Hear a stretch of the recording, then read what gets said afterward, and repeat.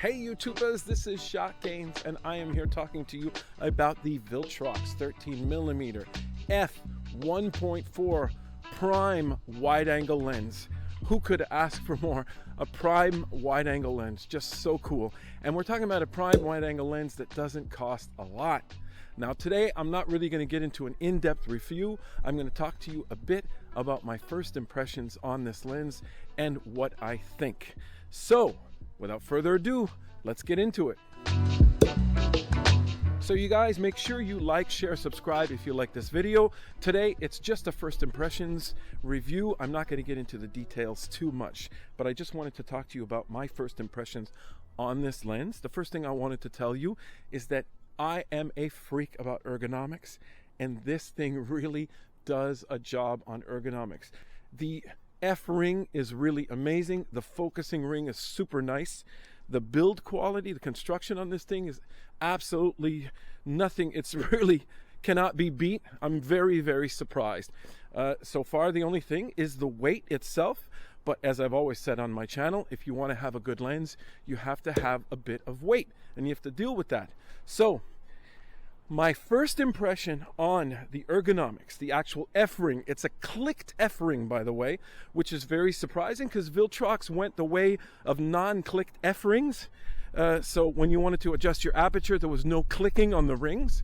Well, now there is, on this lens at least, and the clicking is very nice. I'll try to show that to you guys. The feel of the click is sure, it's stable, it's excellent, and really, really nice. Build quality is, there's nothing that touches it. It really does a great job. For the pictures itself that I have been taking, I am very surprised. Now, I can't help but compare this lens with the 16mm Fujinon that has come out and has been out for a while. It's also a 1.4, way more expensive, and it's in the same sort of focal length. Now that 1.4 is one of my favorite lenses by Fuji. It's not a perfect lens, but I just love the shots that come out of it. Well, I've been using this 13mm, and I can tell you right now, the shots are very comparable. And that little extra 3mm of wideness is also kind of fun, but the shots are pretty unbelievable.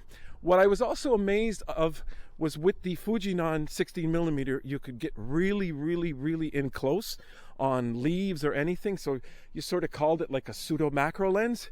Well, the same is the case with this 13mm Viltrox. You can come in really close on your subject and get these shots which are really breathtaking. So you get that wide angle drama with some super high quality. I pushed it out to f.4 and I was surprised by what I got. The other things I also noticed is that yesterday I did some video with it and I put it on continuous autofocus. The continuous autofocus held its ground. It wasn't breathtaking, but that's from what I see. It just might be something that I didn't adjust well in the camera when I was doing it. I did it really fast. But from what I saw, the continuous autofocus is standard. It's not exceptional. So I just wanted to say that for now. Those are my impressions.